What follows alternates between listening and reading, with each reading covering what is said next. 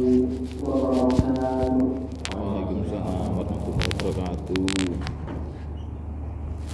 Alhamdulillah, wassalatu wassalamu ala rasulillah wa ala alihi wa ashabihi wa wala. Ashhadu an la ilaha illallah wahdahu la syarika lah wa ashhadu anna Muhammadan abduhu wa rasuluh. Amma ba'du, ayuhal muslimun ibadallah. Alhamdulillah,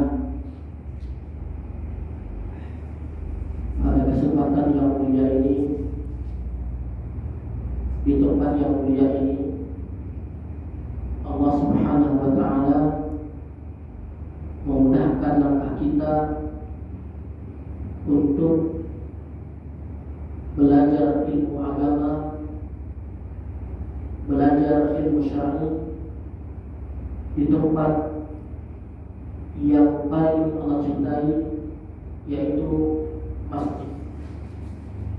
Dan semoga apa yang kita lakukan saat ini menjadi amal kebaikan yang mengarahkan kita kepada surganya Allah Subhanahu wa ta'ala. Amin. Kaum muslimin rahimakumullah. Kajian kita malam ini yaitu kajian tematik. Tema kita angkat malam ini yaitu 5 prinsip seorang muslim. 5 prinsip hidup seorang muslim. 5 prinsip ini berangkat dari maqasid asy-syariah. Ada satu pembahasan dalam perkara hukum yang disebut dengan para ulama menyebutnya dengan maqasid asy-syariah, yaitu tujuan-tujuan umum syariat Islam. Tujuan-tujuan umum kenapa syariat diturunkan. Dan itu menjadi prinsip kita sebagai seorang muslim hidup di muka bumi.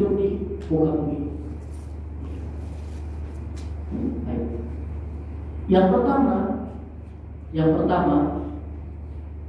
kita sebagai seorang muslim, kita punya prinsip, yaitu hifdzuddin, prinsip menjaga agama. Prinsip itu artinya kita punya pegangan, yang kita kita jaga terus-menerus. Jadi yang pertama, seorang muslim punya prinsip menjaga agamanya. Hifdzuddin, menjaga agama. Oleh karena itu Allah Tabaraka wa Ta'ala mengatakan dalam Al-Quran, Inna dina indallahi Islam. Sesungguhnya agama di sisi Allah yang Allah ridhoi adalah Islam. Apakah ada buktinya bahwa orang-orang yang telah masuk Islam lalu kemudian mereka keluar dari Islam, murtad? Banyak ya. Artinya tidak menjaga agamanya. Dan ini bukan hal sekarang. Sejak Nabi, di masa-masa Nabi telah ada orang seperti itu. Makanya dulu ada orang-orang munafik yang mereka di belakang layar ini. Ketika ada peperangan, mereka tidak mau ikut. Melihat kondisi, kalau seandainya orang Islam menang, maka mereka tetap masuk Islam.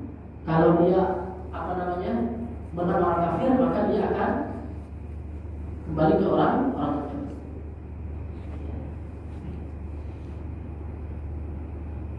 Jadi tatkala misalkan orang kafir menang, ya, atau kembali kepada orang kafir, maka mengatakan kami cuma ada main-main aja tadi.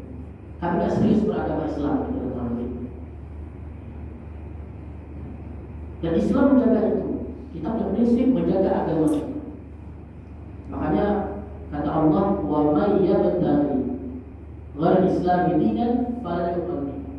Barang siapa yang mencari selain Islam, maka tidak akan diterima agamanya. Dan yang paling pokok yang mesti kita jaga dari agama kita adalah apa? Dasarnya, usulnya apa itu?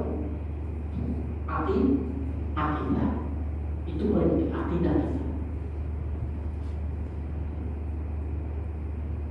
Dan sekarang banyak sekali pelanggaran akidah, banyak sekali.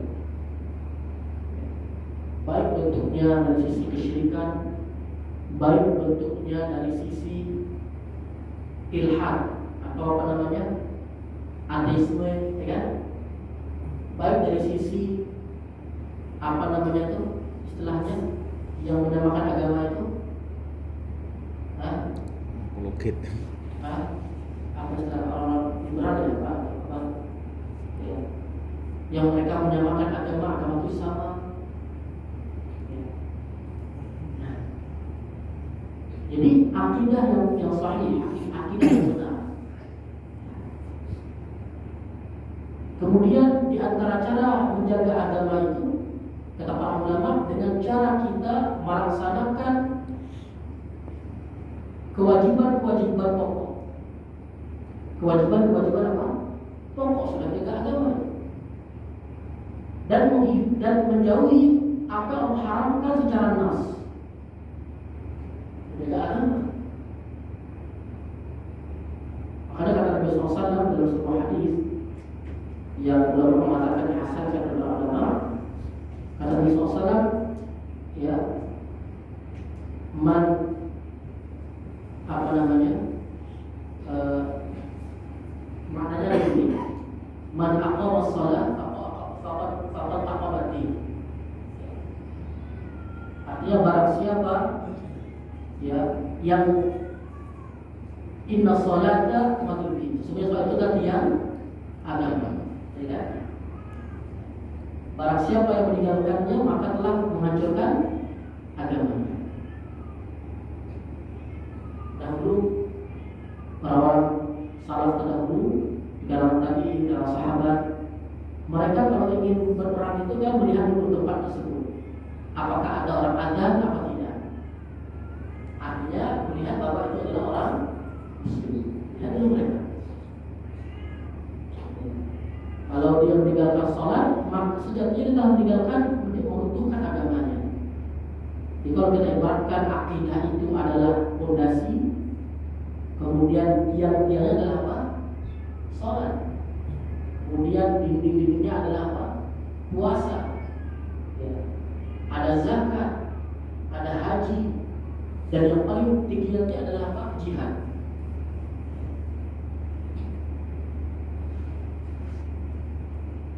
Dan yang mesti kita lakukan tanpa pengecuali adalah sholat. Kalau puasa ada orang yang tidak mampu, ada orang yang mampu, ada musafir, ada yang bukan musafir. Orang haji ada yang mampu, ada yang tidak. Orang zakat ada yang mampu, ada yang tidak. Tapi kalau sholat, nah, tidak ada yang tidak mampu. Hatta orang sakit pun harus sholat. Tidak bisa ngapa-ngapain hanya dengan apa? Isyarat. Makanya menegaskan bahwa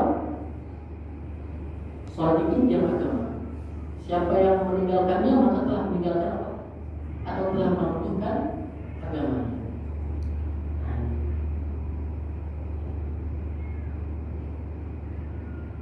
Kata Allah Taala dalam Al-Qur'an Al-Karim, "Inna sholata tanha 'anil fahsya'i wal munkar." Sholat itu bisa mencegah perbuatan keji dan munkar. Kata para ulama, walaupun terkadang orang itu sholat tetap melaksanakan kemungkaran, maka tetap dia sholat, tetap dia apa? Sholat. pasti berbeda kondisi dengan orang yang tidak sholat. Mungkin ada kekurangan dalam sholatnya, bisa jadi. Tapi kalau selama dia sholat, ya selama dia menjaga sholat, maka dia akan terjaga dari hal tersebut. Tidak seperti orang yang tidak sholat sama sekali.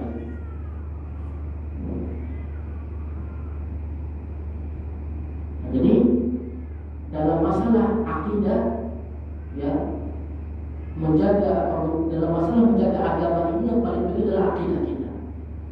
Ya. Akidah saat ini sangat banyak yang kita mendapati banyak penyimpangan dalam masalah akidah. Ya. Kita melihat misalkan ya mungkin tokoh-tokoh kita ya, ada yang jika meninggal tokoh-tokoh Kristen kan, datang ke situ oleh Muslim kan. Walaupun sebenarnya oke lah mungkin dia sebagai apa posisinya sebagai negara gitu, sebagai apa namanya. Tapi kalau kita lihat dalam sisi agama Islam itu tidak boleh. Nah, seorang Muslim apa namanya, apalagi kalau misalkan ada situ mayatnya orang kafir kita doakan, apa yang doakan lagi tidak ada dalam kita. Nah, ini yang pertama, jadi kita punya prinsip menjaga agama. Kalau seandainya awas sekalian, dia bilang misalkan ada pekerjaan, kamu akan saya tambah gaji misalnya 50% gajinya, itu pokok. Tapi dengan syarat, jangan sholat, mau nggak kita? Ya, mau nggak kita kira-kira? Jangan sholat aja. Ya kalau orang kasar nggak masalah, senang aja kan. Tapi kalau orang yang sholat tidak akan menjual apa agamanya. Jadi banyak kenyataan orang-orang yang menjual agamanya. Bisa saja saat ini kita belum mengalami seperti itu. Saya punya kisah nyata ya. Belum kuliah ada teman abang kelas lah. Waktu itu dia ada kesulitan masalah hutang dan banyak sekali hutang. Sebenarnya nggak banyak dan tidak tidak ya, karena mungkin di bawah 60 juta. Ya. Jadi mungkin dia minta sana sini lalu tidak dapat. Lalu kemudian dia posting di Facebook. Dia bilang siapapun yang bisa bantu saya bayar hutang, tanggal disebutkan itu, saya akan ikuti dia, walaupun saya harus masuk agama dia. Sebenarnya pada posisi itu, padahal dia apa? Belajar ilmu agama, ya kan? Orang yang Islam bersama kita, orang yang Islam bersama kita, orang yang belajar agama juga. Tapi Allah uji dengan hal seperti itu, yang kita mungkin sampai dia mengatakan demikian. Ribut kami waktu itu kan, kok bisa seperti itu bicara? Ya. Sudah ada tuh orang Islam yang siap memberi hutang, tapi dia masuk. Akhirnya kami temui dia, kami cari cara bagaimana kemudian setidaknya meringankan beban dia. Kita kalau diuji seperti itu Allah Allah apakah sanggup atau tidak? Orang Aceh dahulu banyak kan orang Aceh ketika tsunami kan, ketika tsunami banyak sekali orang apa? Orang yang hutang orang Aceh banyak sekali. Dan banyak tempat-tempat yang ada apa namanya, yang ada musibah masuk siapa? Misionaris. Nah siapa apa namanya? Misionaris. Misionaris ya. Situlah kita bagaimana kita agama ini penting apa enggak? Situlah. Saat ini kita menuju hal seperti itu.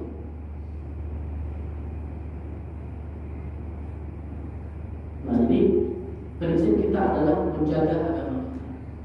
Kita tanamkan kepada diri kita, kepada anak istri kita, kepada keluarga kita.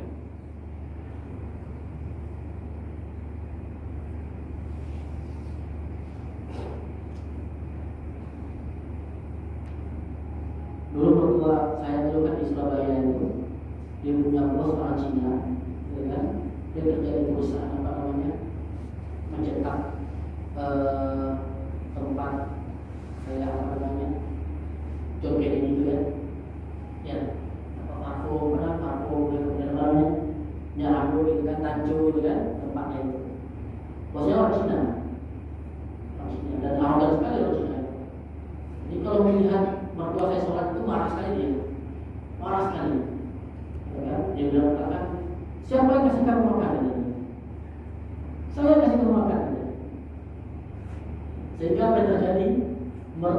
setelah sholat diam-diam, bahkan setelah sholat dipanggil ke atas satu sudah sholat ke atas. Tapi waktu itu kan belum ada agama ya, masih artinya masih bekerja lah, awal bekerja. Kemudian sudah beragama, dia melihat ternyata ibadahnya itu tidak tidak leluasa seperti bahwa sekalian ini mudah sekali ya, masya Allah ada kajian tempat nyaman.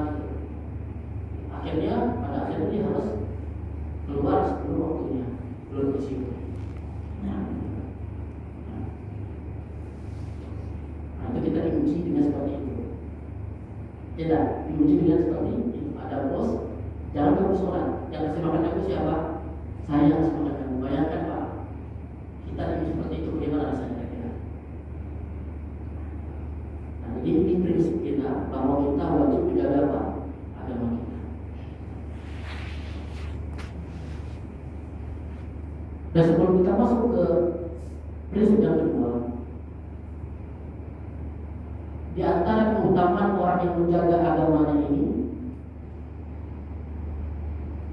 dan akibat orang yang melantarkan agamanya, kalau kita bicara tentang keutamaannya, Allah mengatakan man 'amila shalihan min dzakarin aw untha wa huwa mu'min falyatahu hayatan thayyibah. Barang siapa yang beramal saleh, baik dia laki-laki maupun perempuan, dan dia orang beriman, Allah akan berikan dia kehidupan yang apa? Kehidupan yang baik. Thayyibah, kehidupan yang baik.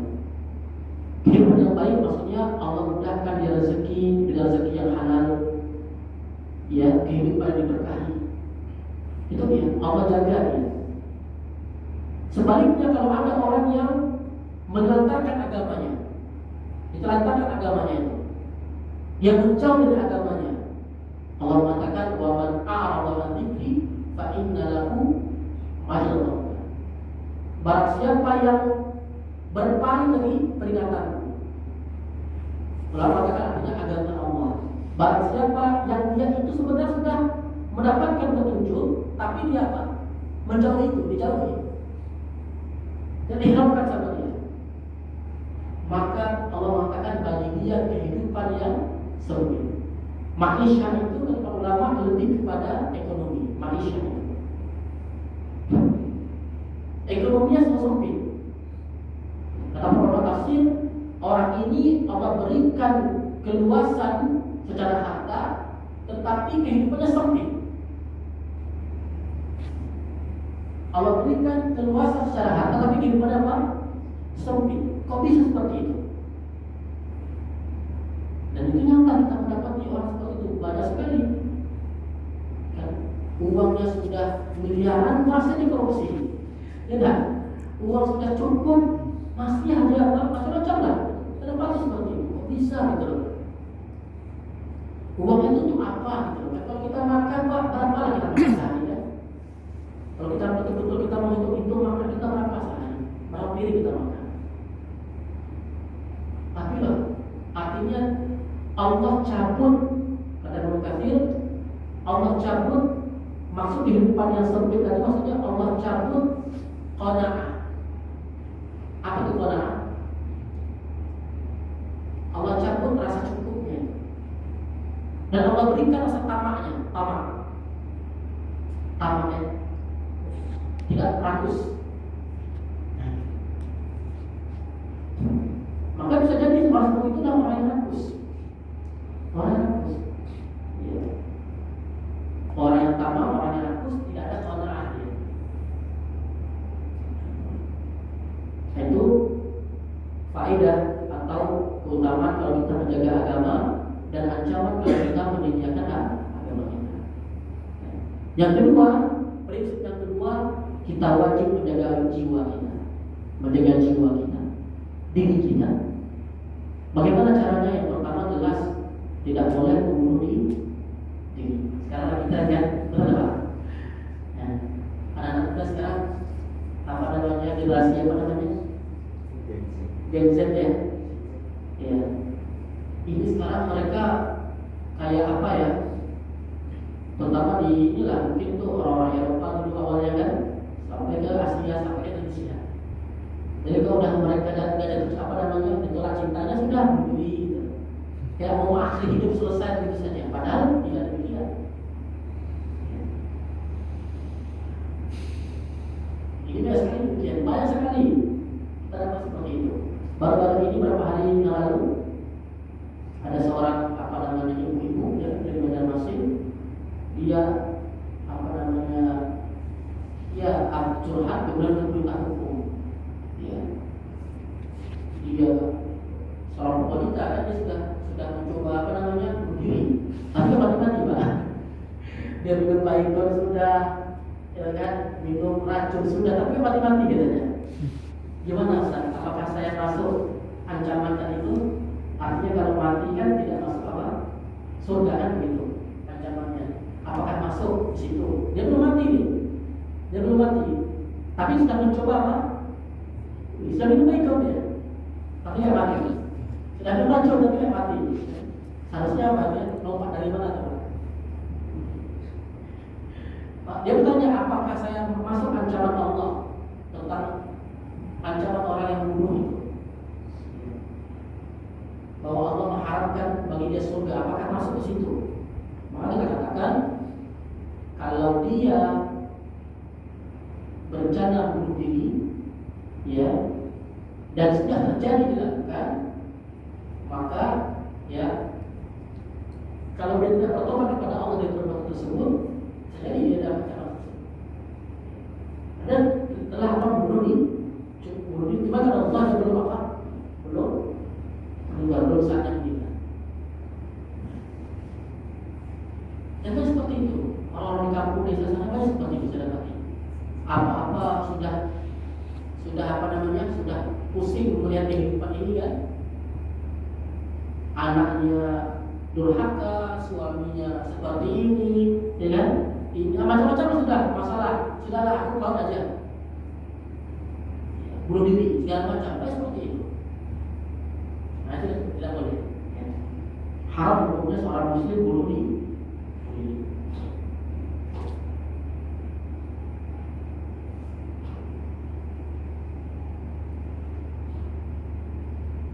Jadi menjaga jiwa itu yang pertama diharamkan kita untuk apa? Bunuh diri.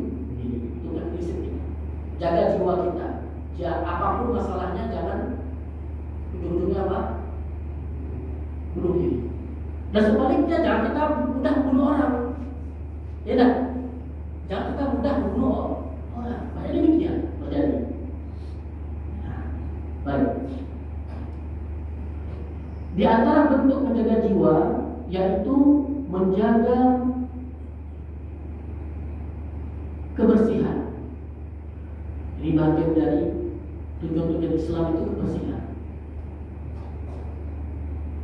Kita diajarkan cara bertaharah kan, bersuci kan. Kita diajarkan cara apa? Beristinja. Apa itu istinja? Apa itu istinja? Apa sekalian? Cebok, ya, membersihkan kemaluan kita. Bagaimana kita apa namanya? Diajarkan kalau nggak ada air ada caranya pakai batu. Ya. Diajarkan kita. Bahkan Nabi SAW mengancam, ya, orang-orang yang tidak baik di dalam apa? Dalam berwudu. Kita tahu bahwasanya ada hadis Nabi SAW melewati dua kubur kan? Yang satu namimah, adu domba, satu lagi apa? Tidak membersihkan kencingnya. Banyak kan? Kemudian yang ketiga di antara bentuk menjaga jiwa yaitu ya memperhatikan penampilan kita. Suatu ketika ada seorang sahabat Nabi SAW mengatakan, ya Rasulullah, dia bertanya kepada Nabi, ya Rasulullah, saya ini ingin menggunakan, kalau saya menggunakan sendal yang bagus, baju yang bagus, apakah saya termasuk orang sombong? Kata Nabi, orang yang sombong itu orang yang apa? Menolak kebenaran dan meremehkan orang lain. Artinya kalau kita menggunakan pakaian yang bagus, apakah kita sombong? Tidak sombong sama sekali. Tapi Tapi ingat, nanti pembahasan terakhir di menjaga harta tidak boleh israf. Apa itu israf? Berlebihan atau mubazir, itu tidak boleh. Kita misalkan baju, kenapa kita harus menggunakan baju yang mungkin harganya puluhan juta, padahal sama saja sebesarnya. Dengan cara kita seperti itu hidupnya, akhirnya banyak zakat kita mungkin tidak sampai. Ya, kita punya uang 1 juta punya uang. Lalu kita beli handphone yang harganya 20 juta. Ya, apalagi beli yang segala macam lah, sehingga yang saatnya kita bayar zakat, tapi tidak bisa bayar zakat karena berkurang nisabnya kan. Berkurang apa nih? Nisabnya berkurang. Jadi bayar zakat. Hanya seperti itu. Sudah uangnya banyak, sengaja dia beli rumah. Padahal rumah sudah banyak, sudah di rumahnya tanah segala macam. Agar menghindari zakat tadi. Maka tidak boleh israf tadi. Tetapi tidak boleh kita boleh berdiri sendiri. Bahkan pakaian itu terlihat orang yang miskin tidak boleh. Kita gunakan pakaian terbaik, baju yang bagus, sehingga orang yang memandang kita itu lebih sekali.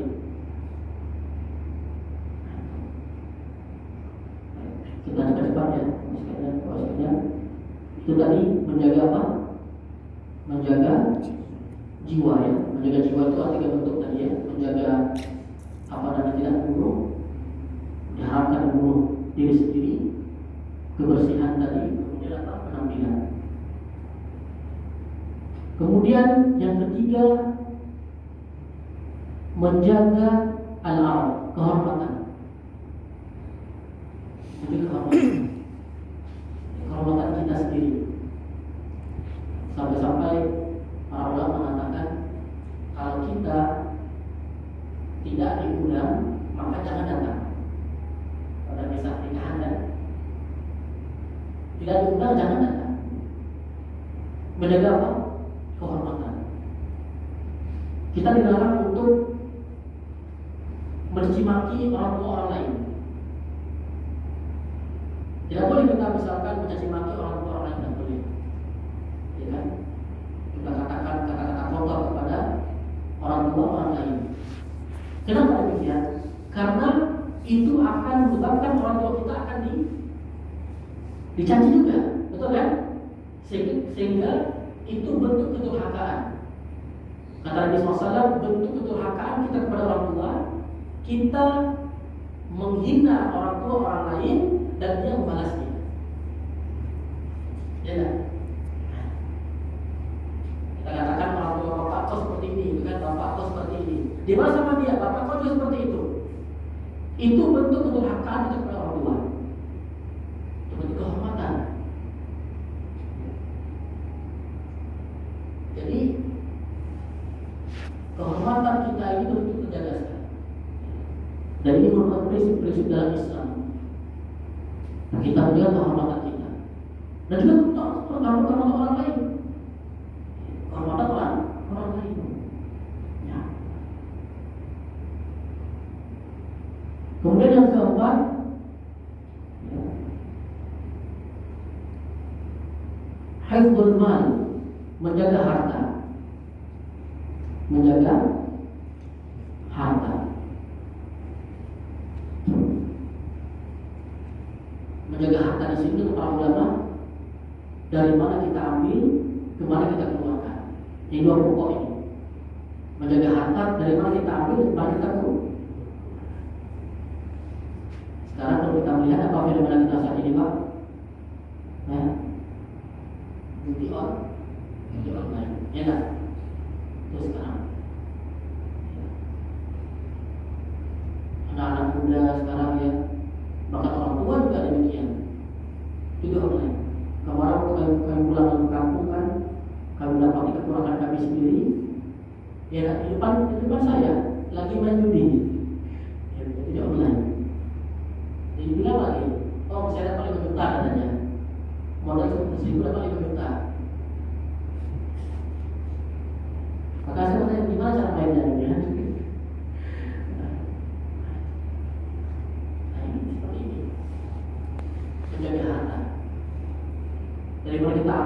kesakitan, maka kita keluar. Dan yang terakhir yaitu menjaga akal. Menjaga akal. Kenapa kita diharamkan minum khamar? Kenapa diharamkan? Merusak akal. Karena merusak akal. Kita narkoba, kenapa diharamkan? Karena merusak. Sekarang ada bentuk yang terbaru, apa namanya? Vape. Bukan, Pak. Yang saya lihat di video di kantor Bupati itu bercabang itu dia kayak narkoba dan ganja apa sabu ya. Sabu. Dia kayak selang juga, Pak, selang. Sabu. Apa itu nama istilahnya? Bong. Nah, itu. Coba. Nah, Jangan. kita lihat kan realitas ini anak SMP ya. Anak SMP. Kalau dulu mungkin anak kuliahan, anak SMA, sekarang anak SMP, anak SD di bawahnya itu ke sekolah. Insya Allah. Dia tadi apa namanya ujian kita saat ini, ujian orang tua saat ini seperti itu, luar biasa. Jadi Islam datang untuk menjaga akal kita. Nah, untuk menjaga akal kita. Oleh karena itu, Bapak sekalian, insya Allah kalau misalkan kita punya anak, kita kokohkan agamanya, kita arahkan dia belajar agama dengan baik dan benar, serius. Walaupun bukan jadi ulama, bukan jadi ustaz, dan tidak masalah, karena bukan itu tujuannya, ya kan? Misalkan dia senang ilmu matematika, ilmu fisika, silahkan belajar itu sebagai ahli misalkan, sampai jadi ahli tidak masalah. Tapi basic agama kita kokohkan, sehingga apa? Itulah yang akan menjaga dia nanti, ya kan? Misalkan dia belajar tentang dalam Islam itu diharamkan sesuatu yang menghilangkan akal sehat, maka dia tahu, oh ini hal-hal yang menghilangkan akal. Insya Allah kalau orang anak tersebut diajar agama yang baik, tumbuh dengan lingkungan yang baik, akan jauh dari hal seperti itu. Jadi Bapak sekalian, itu adalah prinsip tadi ya. Prinsip ini kita ambil dari yang disebut dengan maqasid syariah, tujuan syariah. Jadi ada tadi menjaga agama, apalagi menjaga jiwa kita, menjaga kehormatan, ya, menjaga harta, dan terakhir menjaga akal. Jadi syariat kita, terakhir kata ulama menjaga nasab, menjaga apa? Nasab. Jadi syariat Islam ini, kalau kita mau apa namanya secara umum ya, tujuannya ada 6 tadi. Ada 6 tadi. Ada pula mengatakan 5. Nasab ini kehormatan maksudnya. Kalau kita mau pisahkan apa juga. Tujuan syariat ini ada 6. Menjaga agama, menjaga apa namanya harta, menjaga kehormatan, menjaga jiwa, menjaga akal, dan menjaga apa?